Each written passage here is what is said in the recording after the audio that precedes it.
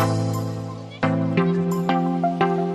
tout le monde, je m'appelle Marwa Fekri, je fais partie de la promotion 2007.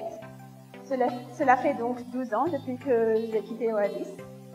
Je vis au Canada en ce moment, depuis quelques années. Je suis en congé maternité pendant quelques mois, jusqu'au mois de mai. C'est pour cela que j'ai pu me retrouver au Caire ces mois-ci et eu la chance d'être parmi vous aujourd'hui. On nous a demandé de partager avec vous le trajet que nous avons pris pour arriver là où nous sommes aujourd'hui. Donc, j'ai fait toute ma scolarité ici, depuis la maternelle jusqu'au diplôme. Je pense que les moments clés qui m'ont permis de me connaître moi-même et de définir clairement mes intérêts étaient en C5, autour du projet personnel, et en D1, D2, autour du mémoire et des activités CAS.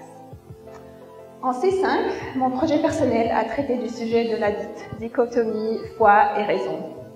Et c'était sur le domaine, je dirais, de la philosophie. J'avais un superviseur exceptionnel, Eric Emerio, qui était la personnification de la bonne conscience et qui était indispensable dans mon chemin vers l'exploration de toutes les questions fascinantes.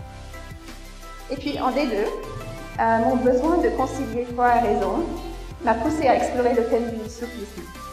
Mon mémoire a traité du sujet suivant, le soufisme, une voie suivie par l'âme humaine pour retrouver son essence. C'est à travers ces projets que des questions importantes de nature psychologique ont émergé, d'où ma spécialisation en psychologie à l'université américaine de septembre 2007 jusqu'à décembre 2010. Durant ces années à l'université, j'ai pu poursuivre des activités liées à CAS, Créativité, Action, Service. J'ai joint une organisation étudiante qui offrait des services divers aux réfugiés vivant au Caire.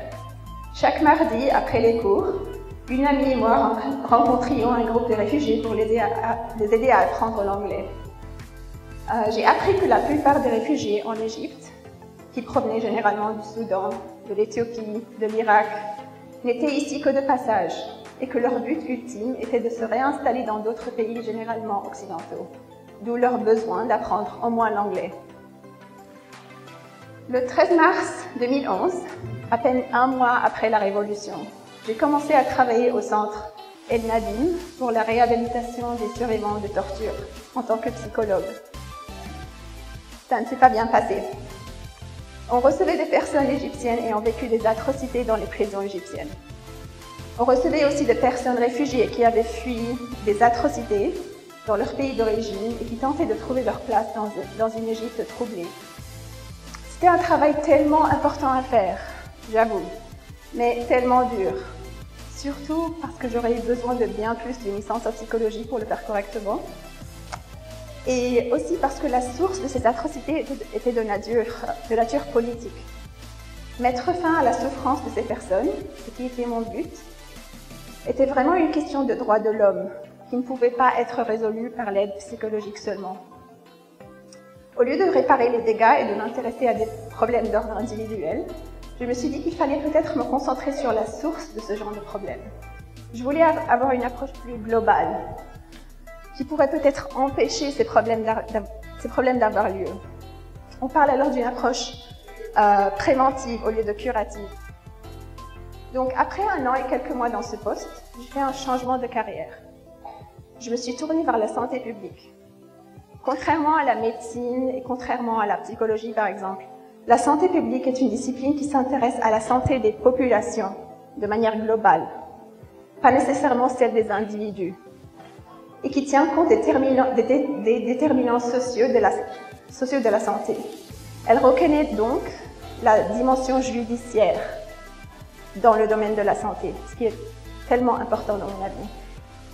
Donc de 2013 à 2015, j'ai fait un master en santé publique à l'Université d'Alberta, au Canada. Dans le cadre de ce master, j'ai eu l'occasion de faire un stage de 4 mois dans une organisation qui s'appelle Amref Health Africa, au Sénégal, en Afrique de l'Ouest. Ma mission pendant ces 4 mois était de mener une évaluation d'un projet d'eau et d'assainissement dans des écoles primaires à l'est du Sénégal. Imaginez que des écoles primaires se trouvent au milieu du désert et qui n'ont accès ni à l'eau ni à des toilettes. Mon rôle n'était pas de créer le programme qui mettrait en place les toilettes et les Hello, mais d'évaluer l'impact que ce programme, déjà en place, a eu sur la santé des élèves et leur environnement. J'ai aussi pu offrir des recommandations pour améliorer encore davantage ce programme. Donc depuis 2016, je fais exactement la même chose que j'ai fait pendant ce stage, mais dans le contexte canadien. Je suis coordinatrice de recherche et d'évaluation au sein d'une organisation qui s'appelle Alberta Health Services. C'est un poste tellement épanouissant parce qu'offrir une critique constructive d'un programme de santé contribue directement à améliorer la qualité des services de santé dans l'ensemble du province de l'Alberta. Par exemple, le dernier projet sur lequel j'ai travaillé avant mon congé maternité consistait à évaluer la manière dont un des hôpitaux d'Edmonton avait mis en place des mesures de contrôle et de prévention des infections. Donc, tout cela va de pair avec le principe du service, comme l'a introduit le BI à travers le CAS. Je suis tellement chanceuse d'avoir un métier qui me permet de servir ma communauté. Et d'ailleurs, je continue toujours à écrire, ce qui était l'activité que j'ai commencée ici pour satisfaire aux critères de la créativité dans le CAS. La même chose pour l'action. Je continue toujours à jouer au tennis et j'ai même commencé à enseigner la Zumba à Edmonton.